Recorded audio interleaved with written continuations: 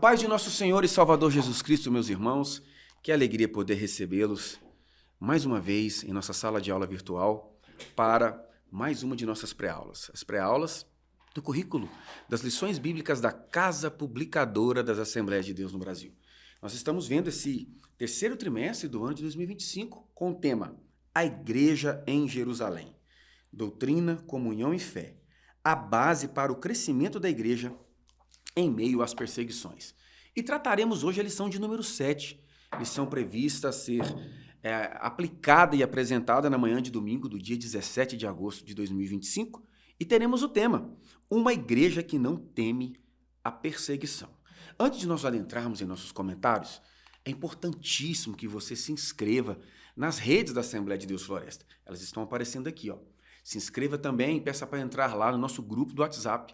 Pela misericórdia do Senhor, temos tido a felicidade de trocar experiências, ajudar no plano de aula de pessoas de todo o Brasil. Está faltando você lá. Nós te aguardamos para o louvor e a glória do nome de nosso Senhor Jesus Cristo. Uma igreja que não teme a perseguição. Texto áureo. Porém, respondendo Pedro e os apóstolos, disseram: mais importa obedecer a Deus do que aos homens. Atos dos Apóstolos, capítulo 5, versículo 29. Em relação à verdadeira igreja cristã, há duas verdades inegáveis. A igreja será perseguida, Deus a protegerá. Leitura bíblica em classe pode ser encontrada no livro de Atos dos Apóstolos, capítulo 5, versículos 25 ao 32, Atos capítulo 12, versículo 1 ao 5. Leamos a palavra de Deus. E chegando anunciou-lhes, dizendo: eis que os homens que encerrastes na prisão estão no templo e ensinam ao povo. Então foi o capitão com os servidores e os trouxe, não com violência, porque temiam ser apedrejados pelo povo. E trazendo-os, os apresentaram ao conselho, e o sumo sacerdote os interrogou, dizendo: não vos admoestamos nós expressamente que não ensinastes nesse nome? E eis que encheste Jerusalém dessa nossa doutrina, e quereis lançar sobre nós o sangue desse homem. Porém, respondendo Pedro e os apóstolos, disseram: mais importa obedecer a Deus do que aos homens. O Deus de nossos pais ressuscitou a Jesus, o qual vós matastes, suspendendo-o no madeiro. Deus, com a sua destra, o elevou a príncipe salvador para dar a Israel arrependimento e remissão dos pecados. E nós somos testemunhas acerca dessas palavras. Nós e também o Espírito Santo que Deus deu àqueles que lhe obedecem. Atos dos Apóstolos, capítulo número 12. Porque naquele mesmo tempo, o rei Herodes estendeu as mãos sobre alguns da igreja para os maltratar. E matou a espada Tiago, irmão de João. E, vendo que isso agradara aos judeus, continuou mandando prender também a Pedro. E eram os dias dos asmos. E, havendo-o prendido, o encerrou na prisão, entregando-o a 4 quaternos de soldados para que o guardassem, querendo apresentá-lo ao povo depois da Páscoa. Pedro, porém, era guardado na prisão, mas a igreja fazia contínua oração por ele a Deus. Queridos, estou aqui com o nosso amigo de longa data, estamos aqui com o nosso amigo de longa data, evangelista irmão Evaldo, membro da Assembleia de Deus Semear, presidida pelo meu amigo também pastor Obedias, e aqui em Batiba, na congregação, presidida pelo pastor Elias Freitas, pai do nosso professor e amigo, o presbítero irmão Gabriel Ramos. Evangelista irmão Evaldo, deixa aí a sua saudação, desde já agradeço a sua presença e as suas notas introdutórias em nome de Jesus, querido. Amém. É um prazer, evangelista Jadson e evangelista Rafael Cavalcante, é um prazer novamente estar aqui juntamente com os irmãos. Quero desde já, sabendo que Deus tem renovado, Deus tem restaurado alguns ministérios no meio da igreja, e um dos ministérios é o ministério de mestre, que os irmãos têm feito com maestria e Deus tem usado não só aqui na nossa região, mas no Brasil inteiro. É um prazer estar aqui com os irmãos. Como palavra introdutória, eu quero expor duas palavras que vão permear aqui o nosso estudo dessa semana, que é coragem e fé. Fé para confiar na intervenção e na proteção divina em meio às perseguições, sabendo que Deus é o nosso refúgio e é fortaleza. E coragem para essa última hora. Nós sabemos que tem muita coisa que nós vamos enfrentar e nós vamos precisar coragem em Deus para enfrentar tudo isso. Evangelista irmão Rafael Cavalcante, nosso amigo, professor aqui de cadeira. Meu amigo, muito obrigado por esse convite. E mais uma vez, por favor, deixe sua saudação e suas notas introdutórias. Meus irmãos, a paz do Senhor, alegria estar aqui mais uma vez para juntos nós estudarmos a palavra do Senhor. A palavra-chave da nossa lição hoje é perseguição. 2 Timóteo 3,12, a Bíblia diz que todos os que piamente querem viver em Cristo Jesus padecerão perseguições. Nós sabemos que os ataques do diabo contra a igreja podem ser de dois tipos: ataques internos, no que diz respeito às heresias de perdição, e ataques externos, que no caso é a perseguição. No caso da Igreja de Jerusalém, nós vamos ver que essa perseguição ela começa por meio do Supremo Tribunal Judaico, o chamado Sinédrio. Posteriormente, autoridades romanas, até os imperadores, também vão perseguir a Igreja do Senhor. Mas Tertuliano, um dos pais da Igreja, vai dizer posteriormente que o sangue dos mártires é a sementeira do Evangelho, porque quanto mais a Igreja era perseguida, mais ela crescia, porque Jesus, ao edificar a igreja, fez uma promessa de que as portas do inferno não prevaleceria contra ela. Amados, a perseguição enfrentada pela igreja em Jerusalém, sem sombra de dúvidas, é um fato histórico, uma marca desta igreja que não pode ser desconsiderado ou passado de maneira desapercebida. De fato, os irmãos enfrentaram perseguições de todas as espécies. E o que começa a acontecer em Atos dos Apóstolos, a partir do capítulo de número 4 e 5, é algo que perdura até hoje. O movimento cristão, nascido de maneira insípida em Atos capítulo 2, versículo 4, quando todos foram cheios do Espírito Santo, alcançou todo mundo. E sem sombra de dúvidas, o cristianismo é a religião mais perseguida do planeta Terra. Nós não temos por costume fazer a propaganda da perseguição, mas se nós procurarmos literaturas especializadas, como por exemplo, Missões Portas Abertas, Missões IDES, o portal de missões, Gideões Missionários da Última Hora, nós veremos como chegam notícias dias após dias da perseguição da igreja, que a igreja vem sofrendo. Isso desde os dias de Jerusalém até hoje. Mateus capítulo 5, versículo 10, disse Jesus: Bem-aventurados os perseguidos por causa da justiça, pois dele é o reino de Deus. João capítulo 15, versículo 18, Se o mundo os odeia, saiba que antes odiou a mim. Jesus Cristo foi odiado, foi perseguido. Os santos apóstolos e a igreja apostólica foi odiada e perseguida. E nós também seremos odiados e perseguidos. Mas pelo poder do nome de Jesus, com a unção do Santo Espírito, avançaremos de fé em fé para a glória e louvor do nome de nosso Senhor Jesus Cristo. Ponto de número 1. A igreja é perseguida. Os perseguidores, evangelista Evaldo. A lição vai trazer esse grupo, ou 3 grupos aqui, exatamente, que são autoridades religiosas, que são sacerdotes, saduceus e o capitão do templo. E de forma muito hostil, eles começaram a ameaçar a igreja e a perseguir a igreja. Diante dessa explosão de crescimento que a igreja estava demonstrando, além da demonstração de poder, de graça, a igreja começou a apresentar, e a intenção dessa ameaça sempre foi calar os seus opositores. A ameaça, e que ameaça era essa? A ameaça era justamente a influência. Essa ameaça é a influência. A igreja começou a influenciar e ela começou a ser ameaçada. Eles tinham justamente um medo de perder a influência religiosa sobre o povo. É aí que vai aparecer a figura de uma igreja forte, uma igreja que avança, porque em todas as épocas, quando a igreja começa a influenciar, uma igreja que é relevante para o seu bairro, para a sua cidade, para o país, começa a influenciar, vai aparecer a figura desses opositores.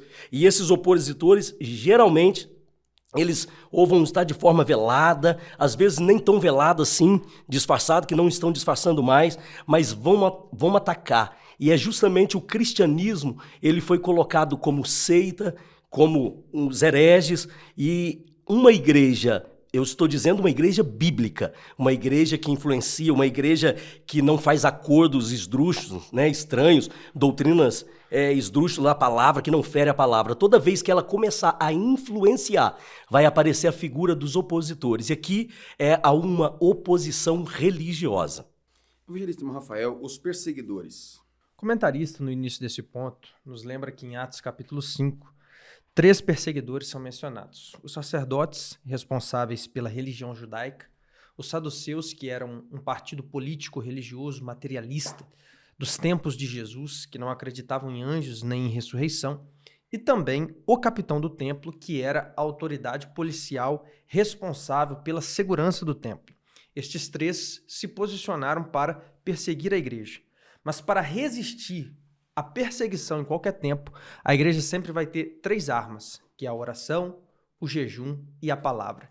E para vencer a perseguição em qualquer tempo, a igreja também vai ter 3 aliados, que é o Pai, o Filho e o Espírito Santo. Isso porque 1 João 4, verso 4 diz que maior é o Deus que está conosco do que o diabo que está do lado de fora.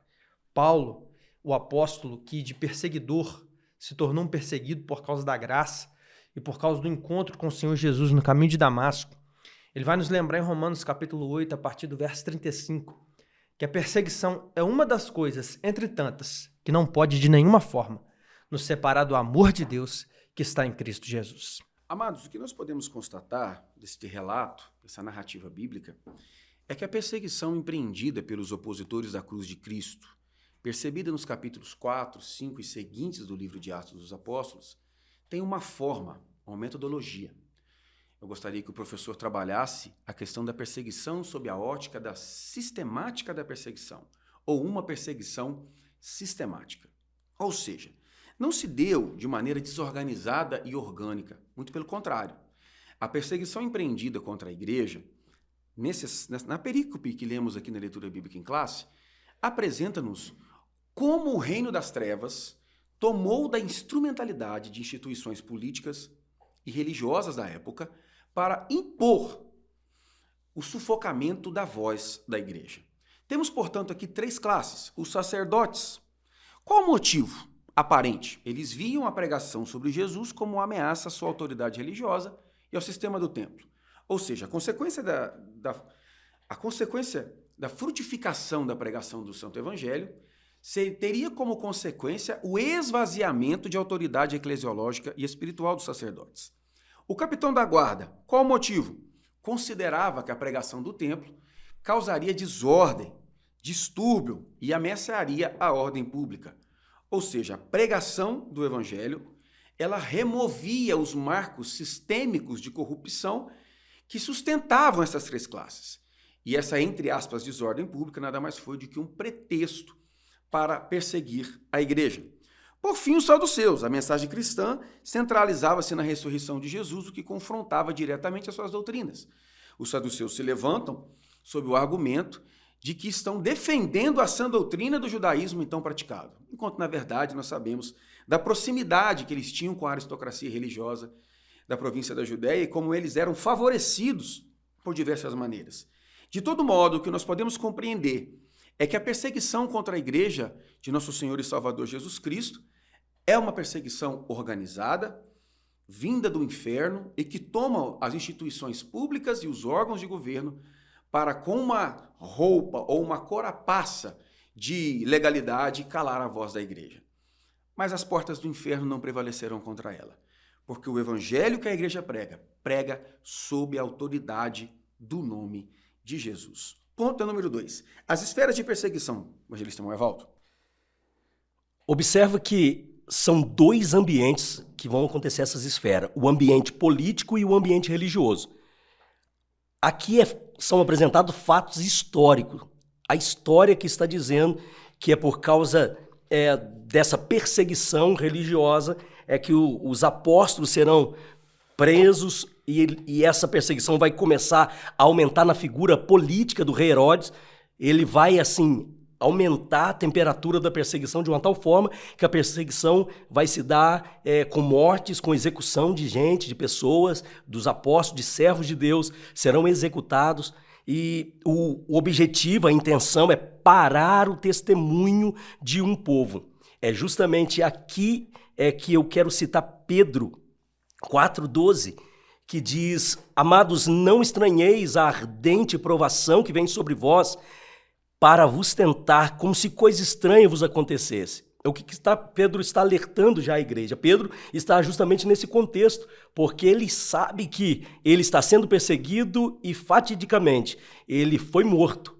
Ele foi morto por esta perseguição. E Pedro está alertando que é inevitável que a igreja vai enfrentar essa oposição. Mas isso tudo, nós temos que estar com o coração voltado para a palavra e o nosso testemunho não será paralisado. O testemunho da igreja não será paralisado por nenhuma esfera de perseguição, seja ela política ou religiosa. Evangelista Rafael. São duas esferas de perseguição segundo este ponto. Na letra A, a gente tem a esfera religiosa. E Atos 5,17 nos deixa muito claro que a perseguição religiosa era motivada pela inveja. Isto porque, enquanto a igreja crescia, o judaísmo regredia. Ainda hoje, a inveja continua sendo combustível para a perseguição aos servos de Deus em vários aspectos. A inveja, melhor dizendo, é uma doença da alma que destrói o caráter e as relações. Assim como a traça consome a roupa, a inveja consome a alma do ser humano. Poderíamos definir inveja como a tristeza pelo sucesso do outro. Muitos querem ver você bem. Poucos querem ver você melhor do que eles. Cresce para tu ver, se o invejoso não vai aparecer. Isto porque o prego que se destaca vai ser martelado. Mas nunca desista, porque a inveja pode ser um sinal de que você está no caminho certo, porque só atiram pedras em árvores que estão dando frutos. A segunda esfera de perseguição era a política. E aqui eu gostaria de lembrar de Herodes o Grande, que por inveja perseguiu o menino Jesus, pensando que este poderia ocupar o seu lugar. Depois nós tivemos o seu filho, Herodes Antipas, que perseguiu João Batista porque este denunciava o seu pecado e por fim mandou degolá-lo no cárcere. E aqui, dentro do ponto, nós temos Herodes Antipas, que segundo Atos 12, mandou matar Tiago, irmão de João, a espada e prendeu a Pedro. Esses três Herodes que eu citei são respectivamente pai, filho e neto. Uma família de reis, de políticos que se levantaram contra a igreja, contra a obra de Deus. E é interessante o fim destes homens. Herodes o Grande morreu com muita dor de uma doença crônica nos rins e de uma infecção terrível nas partes íntimas. Herodes Antipas, seu filho, morreu no exílio porque foi deposto do seu cargo de rei e foi destituído da sua função. E por fim, Herodes Agripa, que mandou matar a espada Tiago, irmão de João, e prender a Pedro. Diz a Bíblia que este morreu comido de bicho, porque não deu glória a Deus. Porque toda vez que alguém se levanta para perseguir a obra de Deus, o servo de Deus, ele pode ter certeza que a mão do Senhor, na hora certa, pesará contra ele. Porque Gálatas 6,7 garante que de Deus ninguém zomba e tudo que o homem plantar, isso também colherá. Amados, a perseguição enfrentada pela igreja, hoje, nada mais é do que a replicação daquilo que foi nos dias em Jerusalém. Ou seja, nós encontramos aqui uma perseguição. E eu quero aqui dar a inteligência da expressão esfera utilizada pelo comentarista, e eu quero mudar o vernáculo, quero mudar a palavra, querendo dizer, para conteúdo. Então nós temos uma perseguição de conteúdo religioso, esfera religiosa, e uma perseguição de conteúdo ou de esfera política. O que é isto? Senão as duas armas mais poderosas de condução ou de manipulação da população, quais sejam a religião e a política. Do ponto de vista religioso, o que nós temos é o nascimento de uma nova religião, qual seja o cristianismo, que nasce dentro de uma comunidade judaica. E à medida que a igreja avança e o seu florescimento se torna insuperável e imparável, nós podemos concluir que o pensamento dos religiosos do judaísmo chegaram à conclusão que o cristianismo não seria uma facção dentro do judaísmo. Ficou muito evidente que a proposta do cristianismo era de provocar uma disruptura, uma desconciliação, um divórcio realmente com o judaísmo. Por isso, os saduceus, os sacerdotes e a guarda do templo se levantam contra a doutrina e o conteúdo da pregação do evangelho. Do ponto de vista político, nós temos que entender que Herodes, como muito bem retratado aqui pelo evangelista irmão Rafael, nada mais era do que um preposto do Império Romano. O Império Romano, se os irmãos estudarem a sua violência e a vastidão territorial que ele alcançou se deu exatamente por isso. O Império Romano centralizava a figura política de autoridade na pessoa do imperador, que em muitas ocasiões chegava ao ápice de se autodeclarar como sendo um deus. O Império Romano tolerava o politeísmo dos diversos povos que compunham a sua vasta cultura. Todavia, a mensagem da igreja era uma mensagem monoteísta. E a consequência disso era o esvaziamento da autoridade do César e de toda a aristocracia política da época. É por isso, então, que Herodes procura preservar a sua autoridade, a sua imagem diante dos seus superiores, cometendo homicídio, mandando matar o irmão de João e colocando Pedro na cadeia. Mas em tudo isso nós vemos o quê? A mão de Deus cuidando do seu povo, protegendo o seu povo. Atos capítulo 6, a partir do versículo 10, Paulo nos adverte a respeito dessa guerra, dessa batalha que nós estamos travando. Ela não é contra a carne, ela não é contra o sangue. Mas com as armas espirituais que o Senhor tem nos concedido, nós iremos vencer para a glória de Deus. A igreja enfrentará a oposição, evangelista Moevaldo? Observe que nós falamos de esferas de perseguição, agora vamos falar sobre a igreja enfrentará oposição. Quero citar Mateus 5, no verso de número 10, que vai dizer: bem-aventurados que sofrem perseguição por causa da justiça, porque deles é o reino dos céus. A igreja sofrerá essa oposição, essa perseguição. Há um caráter atual, né, no modus operandi, né, da perseguição.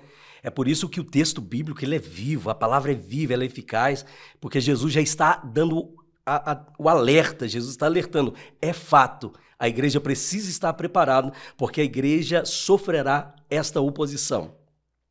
Tanto é que a oposição ela vai vir de todos os lados, mesmo que de forma velada, escondida, gente com aparência de que quer só o bem, mas procurando o mal da igreja. Observe que as discussões nas redes, as discussões no ambiente virtual, vai se dar de forma muito intensa, né? Gente que nunca pisou na igreja, gente que nunca fez uma visita, nunca orou por ninguém, pessoas que nunca aconselhou ninguém, nunca participou de culto, de um ensaio, pessoas que querem dar opinião, não participam muito menos de escola bíblica dominical, cultos de ensino, mas querem estudar a igreja, querem dar opinião sobre a igreja e querem pautar o assunto que será tratado na igreja, porque acha que estão em níveis intelectuais que podem direcionar aonde a igreja vai converter os seus esforços. Isso é uma forma de oposição, porque dão uma aparência de bem, mas na verdade querem fazer o mal para a igreja. E dentro desses níveis de oposição e perseguição, a igreja precisa estar municiada contra tudo isso, porque só há um objetivo: silenciar a igreja. Evangelista Rafael. A igreja sempre enfrentará oposição, mas ela prevalece se ela estiver em comunhão com Deus e com os irmãos. A igreja sempre enfrentará rivalidade, mas ela permanece se ela estiver em unidade. O comentarista, no final desse ponto, nos lembra que o objetivo da perseguição é silenciar, é calar a voz da igreja. Só que ninguém pode segurar os pés de quem Deus escolheu para voar. Ninguém pode apagar a luz de quem Deus escolheu para brilhar. E ninguém pode calar a voz de quem Deus escolheu para ser profeta. Apesar de toda a perseguição, a igreja não vai parar. Isto porque Apocalipse 3,7 nos garante que a porta que Deus fecha, ninguém abre, mas a porta que ele abre, ninguém pode fechar. A igreja enfrentará a oposição. Eu quero destacar isso sob 3 perspectivas. Primeiro, a igreja enfrentará a perseguição porque Jesus previu isso. Mateus 10, versículo 22. E odiados de todos sereis por causa do meu nome, mas aquele que perseverar até o fim será salvo. É uma previsão e uma predição profética. Jesus Cristo previu isto. Ele é Deus sobre todos os aspectos, onisciente, caminha no tempo. Portanto, a igreja fiel, a igreja militante, que guarda a ortodoxia da sã doutrina bíblica, há de enfrentar perseguição. Jesus previu isso. Ponto 2. A perseguição é inevitável para os fiéis. 1 de Pedro, capítulo 4, versículo 12. Amados, não estranheis a ardente prova que vim sobre vós, para vos experimentar como se coisa estranha vos acontecesse. Mas alegrai-vos no fato de serdes participantes das aflições de Cristo. Ou seja, o produto da fidelidade pessoal de todo indivíduo é ele se colocar em situação de indisposição com outros. E a consequência disso será a inevitável perseguição. É por isso que nós precisamos olhar com cautela essa proposta de instrumentalizar, de aparelhar a igreja ao Estado e aos órgãos de governo. Todas as vezes que a igreja casou-se com o Estado, infelizmente, ela veio a se corromper. E, por fim, nós podemos entender que a perseguição ela é nada mais, nada menos do que uma replicação de algo que já aconteceu. Apocalipse capítulo 10, 2, versículo 10. Nada temas das coisas que hás de padecer. Eis que o diabo lançará alguns de vós na prisão para que sejais tentados. Todos os servos de Deus passaram por perseguições e certamente nós passaremos. Eu gostaria até de fazer um desafio para você aí da nossa audiência. Se você sentir vontade e for confortável para você, deixa aí nos comentários um episódio de perseguição que você enfrentou. E nós vamos constatar que isto não é uma realidade tão longe como nós pensamos. A igreja, sim, sofre perseguição e enfrentará perseguição, mas seguirá santa e irreparável para a glória de Deus até a volta de nosso Senhor e Salvador Jesus Cristo. Ponto de número 2. A igreja protegida, um anjo de Deus. Evangelista Evaldo. Observe que na aula vai haver aqui uma mudança, né? Uma mudança de ambiente, devido a toda essa constatação que o comentarista vai trazer, dessa oposição que a igreja está sofrendo, e é fato histórico. A aula ela passa agora a entrar num ambiente de fé, para entendermos que a igreja ela não está sozinha. A igreja ela está protegida. A igreja, e quem protege a igreja é o Senhor, é Deus. 2 Coríntios 4, 8, diz que em tudo somos atribulados, mas não angustiados, perplexos, mas não desanimados, perseguidos, mas não desamparados, abatidos, mas não destruídos. A igreja do Senhor, nós que somos parte da igreja, fazemos parte da igreja, nós não estamos desamparados, nós não estamos abandonados. A igreja está protegida. Entrando no ponto, um anjo de Deus, vale ressaltar que esse ponto não é propriamente uma aula de angelologia, mas eu quero destacar Hebreus 1,14, que ao falar sobre a ação angelical, a ação dos anjos, né, diz que não são porventura todos eles espíritos ministradores, enviados para servir em favor ou em prol daqueles que hão de herdar a salvação? Talvez por muito tempo, pela ênfase exagerada que se deram aos anjos, até mesmo ensinos deturpados, né? Parou-se de trazer essa ideia da ação dos anjos, né? Do Espírito Santo através dos anjos no meio da igreja. Mas é certo que a igreja ela não está sozinha. Deus tem protegido a sua igreja através do Espírito Santo e através dos anjos, desse Espírito ministrador e de outras ações também sobrenaturais que têm respaldo na ação, tem respaldado a ação evangelística e tem respaldado essa ação de poder no meio da igreja. Evangelista Rafael. Atos capítulo 5, um anjo aparece libertando os apóstolos da prisão. Atos capítulo 12, um anjo aparece respondendo as orações da igreja, libertando também Pedro da prisão. Anjos aparecem no livro de Atos como um meio de livramento da parte do Senhor. O Salmo 34, verso 7, tem uma promessa bendita. O anjo do Senhor se acampa ao redor daqueles que o temem e o livra. Perceba que a proteção dos anjos de Deus não é para todos, é somente para aqueles que o temem. E o que é temer a Deus? É amar o que Deus ama e aborrecer o que Deus aborrece? É glorificar a Deus em público e honrá-lo no secreto. É servir a Deus com as mãos limpas e o coração puro. Isso é temor de Deus. Mas o que alegra o meu coração é que o texto diz que o anjo do Senhor ele se acampa ao redor daqueles que o temem. E você sabe que acampamento é uma moradia que não é fixa, é provisória e muda de um lugar para o outro quando necessário. Israel viveu em acampamentos no deserto por 40 anos, em tendas, em tabernáculos, porque justamente estavam sempre mudando e peregrinando de um lugar para o outro. Eu louvo a Deus porque a Bíblia não diz que o anjo de Deus mora com você. Porque se ele morasse com você, você ia para o banco, ele ficava em casa. Você ia para o trabalho, ele ficava em casa. Você ia viajar, ele ficava em casa.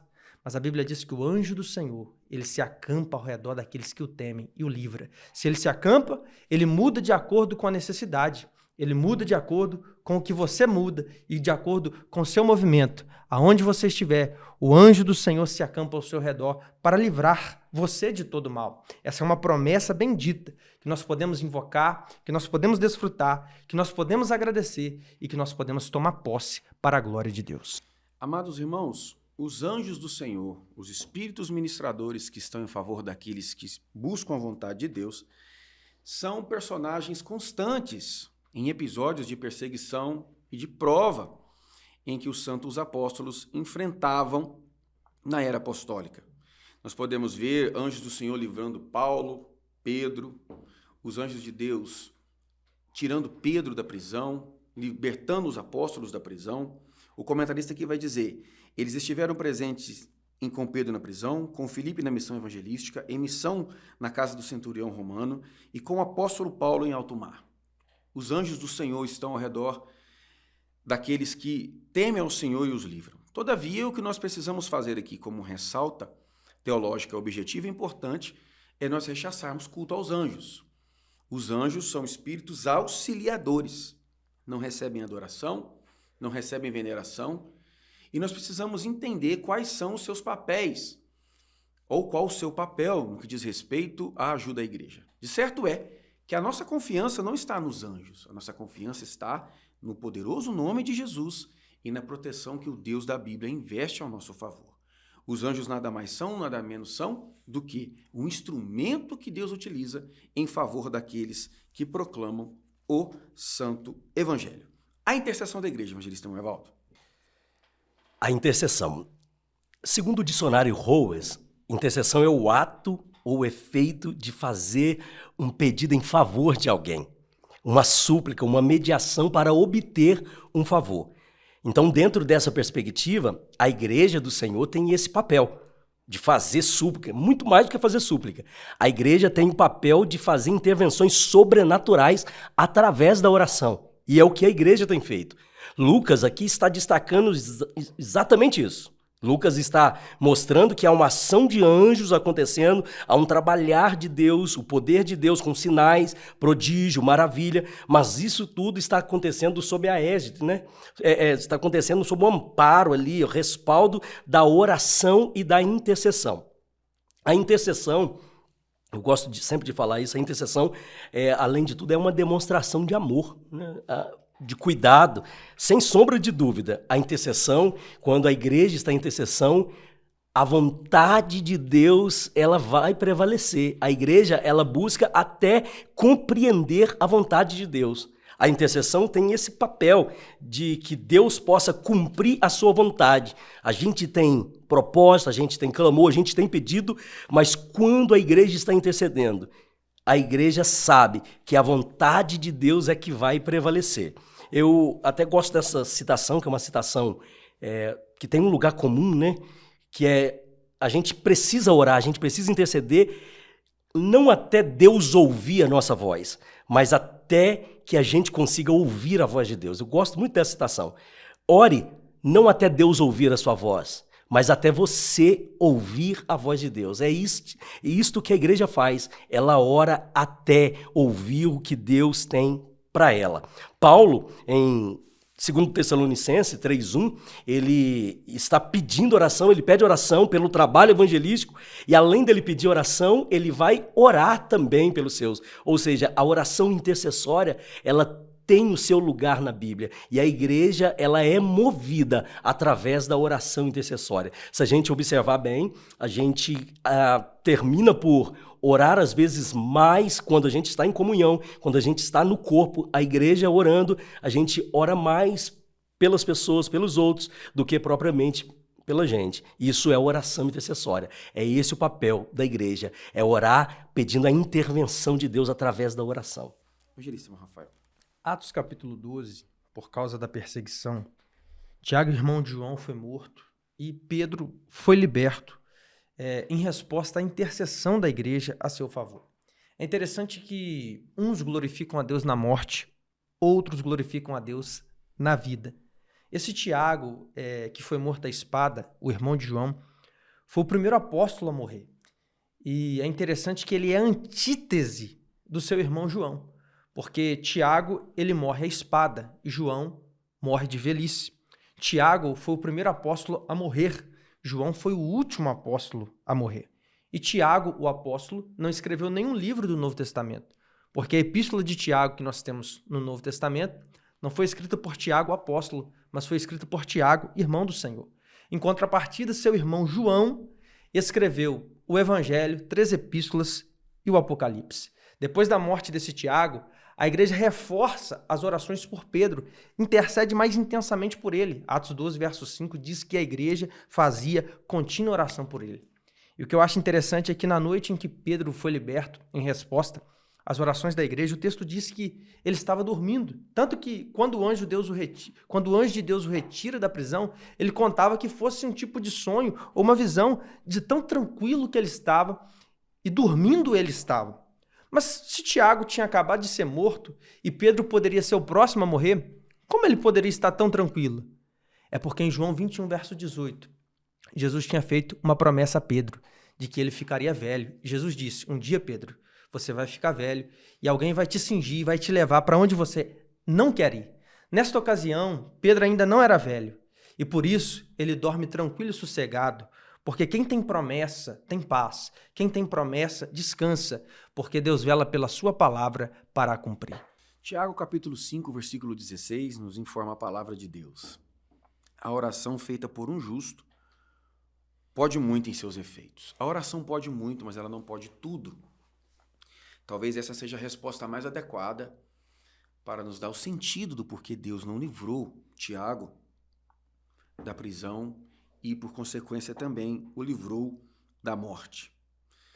Certamente os irmãos oraram por ele, pediram a Deus por ele, mas nos propósitos divinos e soberanos do Senhor, coube a Deus recolher para si pelo caminho do martírio. Precisamos ser maduros para compreender isso. Nós não podemos criar a falsa sensação tão característica do triunfalismo que nos dá a ideia de que a oração é capaz de fazer tudo se Deus quiser. Portanto, nós também não podemos desprezar o valor da oração, pois vemos que a pedagogia que a igreja entendeu é que, apesar da oração em relação a Tiago provavelmente não ter sido atendida como os irmãos assim quiseram, nós podemos concluir que eles entenderam que a vontade de Deus é sempre soberana. E no versículo 5, eles ainda faziam contínua oração a Deus em favor do apóstolo Pedro. É o que o apóstolo Paulo nos ensina, segunda carta aos Coríntios, capítulo 1, versículo 10. O qual nos livrou de tão grande morte e livrará, a quem esperamos que também ainda nos livrará, ajudando-nos também vós com orações por nós. Filipenses 1,19. Porque sei que disto me resultará salvação, pela vossa oração e pelo socorro do Espírito de Jesus. Efésios 6,18. Orando em todo o tempo, com toda oração e súplica, e vigiando nisso, com toda perseverança e súplica por todos os santos. Portanto, irmãos, podemos concluir o seguinte, que a oração, ela traz à existência aquilo que de fato não existe. E a oração intercessória é a capacidade que Deus nos dá de estar entre a situação ou entre alguém que precisa da intervenção divina. E nós então fazemos a intercessão. O intercessor não pode, mas fala com quem pode. O intercessor não tem, mas fala com quem tem. O intercessor não sabe, mas fala com quem sabe. Esse é o valor da oração intercessória. Uma oração de um justo pode sim muito em seus efeitos. O valor da oração, evangelista Evaldo. Eu gosto desse texto de Atos 4:31. eu tenho até riscado na minha Bíblia, que diz: "E tendo orado, moveu-se o lugar em que estavam reunidos, e todos foram cheios do Espírito Santo e anunciavam com ousadia a palavra de Deus." É interessante perceber que a oração tem todo valor. Nós estamos falando de intercessão, que é um modelo de oração, é um tipo de oração em que você se coloca entre alguém, em prol de alguém, e esta oração, ela, propriamente dito, a oração, o valor da oração é quando você está em comunhão com o céu. A igreja em comunhão com o céu. E tudo no contexto de perseguição.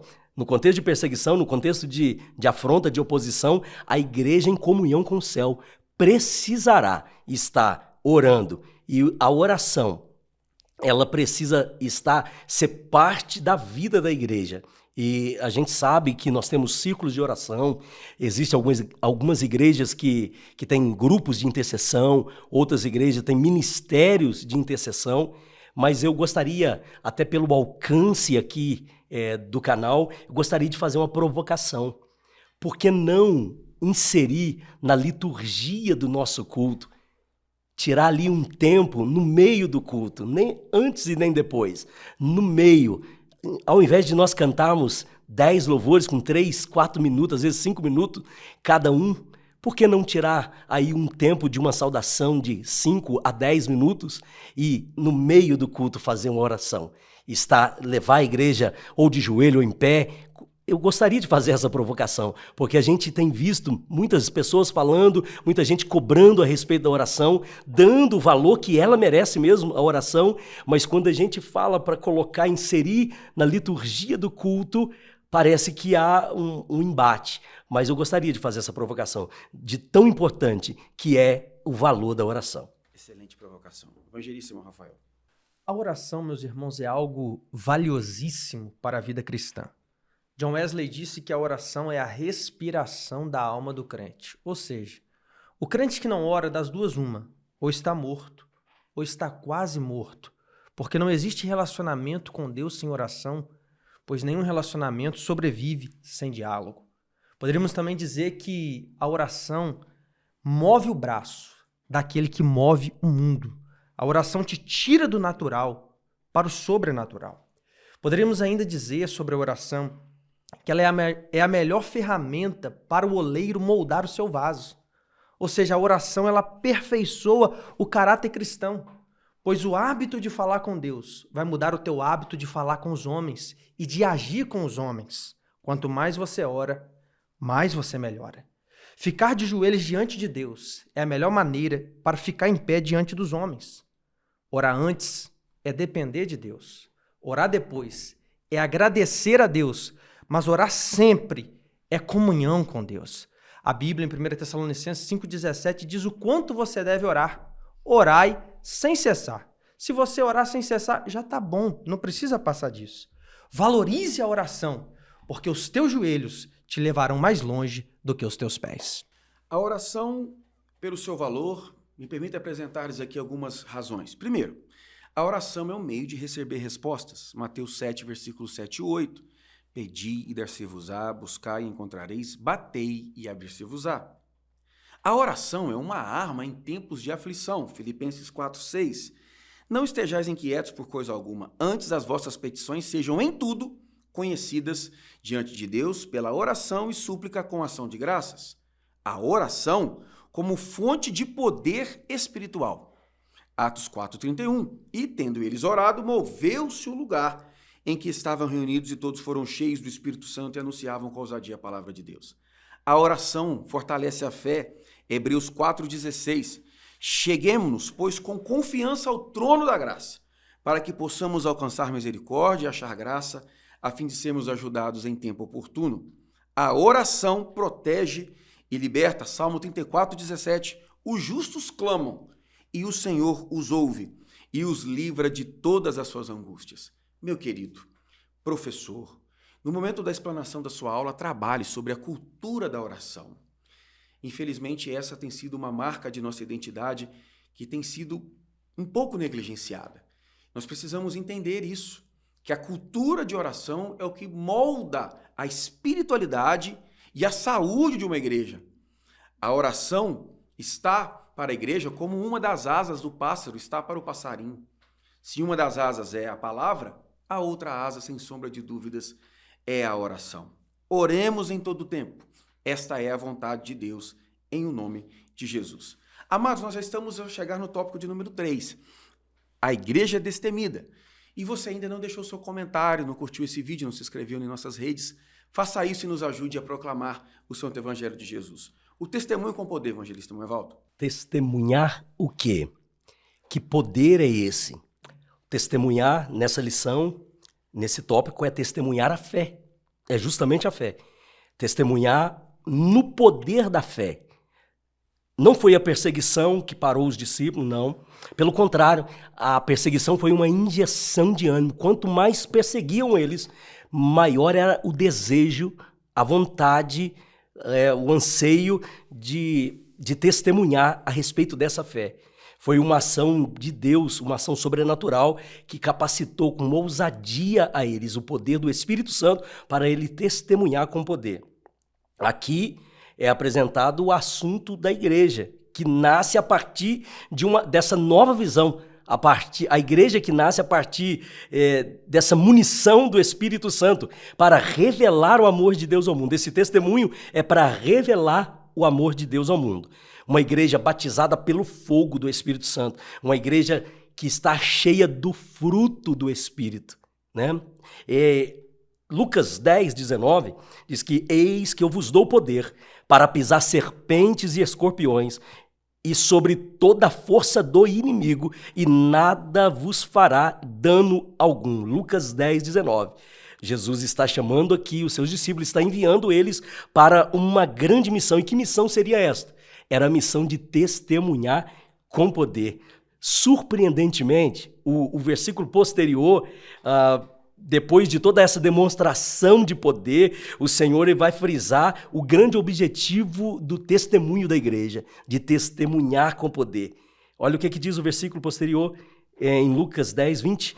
Mas não vos alegreis, porque se vos sujeitos espírito, alegrai-vos antes por estar o vosso nome escrito nos céus. Olha que importante, o objetivo do testemunho, o objetivo da igreja testemunhar com poder, testemunhar a fé, é levar almas para o céu, é que o nosso nome esteja registrado no céu. O objetivo da igreja é que a igreja esteja registrada no céu e levar almas ao céu.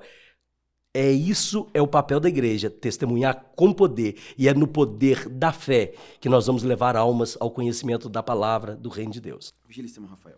No centro desse ponto, o comentarista vai nos lembrar que o livro de Atos dos Apóstolos também poderia ser chamado de Atos do Espírito Santo. Porque ao ler este livro você percebe que é o Espírito que desce, é o Espírito que age, é o Espírito que move, é o Espírito que escolhe, é o Espírito que capacita. E é tão interessante e curioso que dos 27 livros do Novo Testamento, apenas o livro de Atos não termina com a palavra amém. Isto porque você sabe, a palavra amém ela finaliza, ela conclui, ela termina. E os atos do Espírito Santo não terminaram, mas eles continuam através da igreja. Por isso Jesus disse em João 14, verso 12, se vocês crerem em mim, vocês farão as obras que eu fiz e ainda farão maiores do que esta. Por que Jesus disse isso? Porque o mesmo Espírito que estava nele e operava através dele, agora está dentro de você que é crente em Jesus salvo. Você que é igreja, este Espírito está dentro de você e ele quer continuar operando através da sua vida. A suficiência no Espírito Santo é o que garante a eficiência no testemunho da igreja com poder. Queridos, uma igreja que anuncia o Evangelho de Jesus Cristo, ou que se pretende ou se propõe a fazê-lo, é uma igreja que precisa estar capacitada pelo dunamis do Eterno, pelo poder de Deus, que capacitará. Era a promessa de Atos, capítulo 1, versículo 8. Mas recebereis a virtude do Espírito Santo que há de vir sobre vós, e ser-me-eis testemunhas. Eles receberam o poder, foram capacitados. Atos 5, 25. E chegando, um anunciou-lhes dizendo, eis que os homens que encerraste nas prisões estão no templo e ensinam o povo. Ou seja, eles foram impelidos pelo Espírito Santo. Eles compreenderam isso. Realmente, o poder que eles receberam, o revestimento de poder de Lucas 24, 49, foram experimentados por eles de maneira genuína. E eles puderam confirmar isso por sinais. O Senhor confirmou diante deles os sinais. Que Deus possa nos dar esse sentimento de dependência. Que nós possamos estar dependentes do Senhor nessa última hora, sabendo que a sabedoria só vem do alto. O próprio Jesus foi questionado ao dizer aos discípulos que, quando eles fossem levados diante das autoridades, em momentos de perseguição, que eles não precisavam se preocupar, que o Espírito Santo conduziria a maneira como eles falariam. Que o Senhor nos dê essa capacidade de sermos instrumentos hábeis, ferramentas amoladas e eficientes para a proclamação do Santo Evangelho de Nosso Senhor e Salvador Jesus Cristo. Convictos de sua fé, evangelista, não é, Valdo? Precisamos em todo tempo destacar Gálatas 5:22, que fala sobre o fruto do Espírito. Mas o fruto do Espírito é amor, gozo, paz, longanimidade, benignidade, bondade, fé, mansidão e temperança. É exatamente a palavra fé, que é um dos gomos do fruto do Espírito, né? Que é gerado dentro da igreja, essa igreja cheia do Espírito Santo, que tem gerado fé. O Espírito Santo gera fé na sua igreja. E esse testemunho, ele vai estar diretamente ligado à fé. E essa igreja destemida, que é o assunto agora, a igreja destemida, ela falará da sua fé. A igreja, ela está convicta da sua fé. Propriamente, a fé, ela vem sendo, é o que vem sendo atacado. É o que vem sendo atacado. Querem acabar com a nossa fé. Querem fazer a ciência se opor à fé, querem que os nossos filhos não tenham fé, eles querem que nós não testemunhemos da nossa fé. A oposição satânica, a oposição do mal, ela quer que a igreja perca o desejo de testemunhar da sua fé. Mas sem fé é impossível agradar a Deus. O que Hebreus 11:6 vai relatar. Sem fé é impossível. Então a igreja precisará, como nunca antes, ela ser destemida para guardar a sua fé. A igreja cheia do Espírito Santo, ela não negocia a sua fé. Ela não vai negociar a sua fé.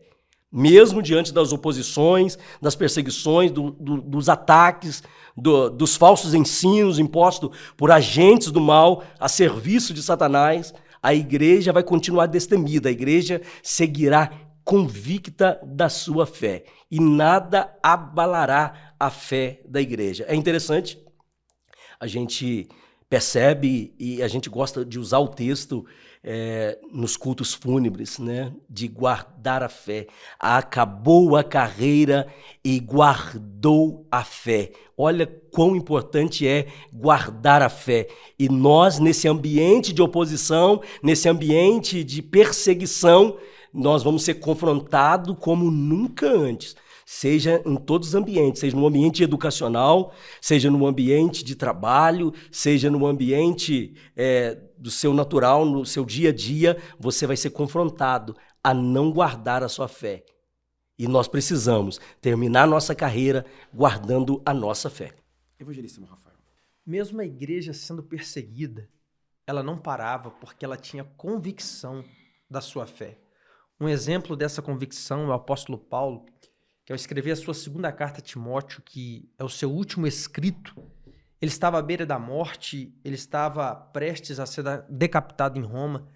Ele tinha tudo para murmurar, mas Paulo era um homem de convicção. Ele vai dizer no capítulo 1, verso 12, mas eu sei em quem eu tenho crido, e eu sei que ele é poderoso para guardar o meu depósito até aquele dia. No capítulo 4, verso 7, como já citado, ele vai dizer, combati o bom combate, acabei a carreira, e guardei a fé. Porque você pode perder muitas coisas nessa vida, mas nunca perca a sua fé. Pois por 4 vezes na Bíblia está escrito que o justo viverá da fé. Se ele viverá da fé, se o justo perder a fé, ele morre espiritualmente. E quem não tem a vida espiritual na terra, também não vai ter a vida eterna lá no céu. Porque céu não é lugar de morte, céu é lugar de vida. Jesus é o pão da vida, a árvore é da vida. O rio é da vida, a coroa é da vida, a água é da vida, o Espírito é da vida e o livro dos salvos é o livro da vida. Que possamos fazer como está na carta a Judas, verso 3, que possamos batalhar pela fé, que uma vez foi dada aos santos. Mesmo com a perseguição, que nós possamos manter a convicção na nossa fé. Não desista, mas faça como está em Provérbios 3, verso 5. Confia no Senhor de todo o teu coração e não te estribe no teu próprio entendimento. Lembrem-se do contexto. Os apóstolos haviam sido presos por pregarem sobre Jesus, Atos 5, 17 e 18. Durante a noite, um anjo do Senhor os libertou e ordenou que continuasse pregando. Atos 5, 19 e 20. Em vez de fugirem, eles voltam para o templo e continuam testemunhando publicamente o Santo Evangelho. E eles então são desafiados e respondem de forma muito clara. Mais importa obedecer a Deus do que aos homens. A resposta do apóstolo Pedro mostra sua coragem diante da perseguição, obediência à ordem de Deus, testemunho público e visível, e sabe que a sua insistência e persistência haverá de provocar frutos para a glória e louvor do nome de nosso Senhor e Salvador Jesus Cristo. Entendamos isso, meus irmãos, que a coragem, a convicção de fé que precisamos e temos que ter, nada mais é do que o testemunho inabalável das experiências e da marca da promessa que o Senhor tem nos dado. Mateus 10, 28, Jesus nos ensina: não temais os que matam o corpo e não podem matar a alma. Temei antes aquele que pode fazer perecer no inferno tanto a alma e o corpo. Uma palavra de encorajamento.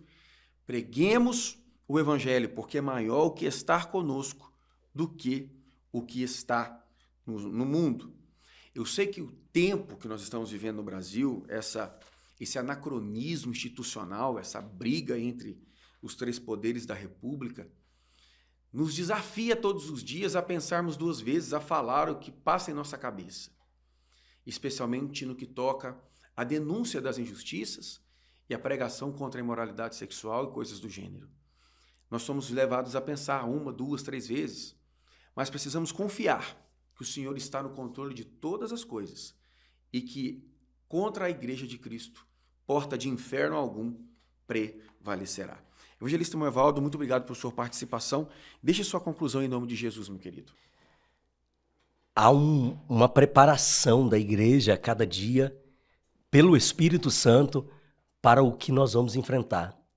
E certo que a igreja vai continuar crescendo. O objetivo do Espírito Santo é que a igreja continue crescendo no meio ou em meio às perseguições. Não importa o nível de perseguição ou a afronta que a igreja como instituição possa sofrer, ou a igreja como organismo vivo venha sofrer, a igreja continuará crescendo, a igreja continuará rompendo. E para isso, o Espírito Santo está movendo na igreja. Portanto, meus amados irmãos, nós não podemos perder de vista essa doutrina que é o batismo no Espírito Santo. Nós temos que incentivar as nossas igrejas, os nossos irmãos a desejarem, a buscarem a unção pelo Espírito Santo, o fruto do Espírito ser gerado dentro de nós e que cada um de nós, como parte da igreja, possamos estar preparados para defender a igreja. Evangelista Rafael. Mateus 5, verso 11 e 12, Jesus diz: Bem-aventurados sois vós, quando vos injuriarem e perseguirem, e mentindo disserem todo mal contra vós por minha causa, exultai e alegrai-vos, porque é grande o vosso galardão no céu. A lógica de Deus é diferente da nossa. Para Deus, quem é perseguido é bem-aventurado, é feliz, é abençoado. Querido, nenhum prazer da terra vai compensar a perda do céu, mas 1 minuto no céu vai compensar todas as perseguições dessa terra. Na terra, você sofre perseguição, mas no céu você receberá galardão. Na terra, a igreja sofre a ofensa, mas no céu ela vai receber a recompensa. Então não desiste, continue firme nos pés do Senhor. Obrigado por sua audiência, obrigado por sua atenção. Deus abençoe sua casa, Deus abençoe sua família. Compartilhe essa aula nos seus grupos lá na sua igreja e venha conosco proclamar as boas novas da salvação. Em nome de Jesus. Amém.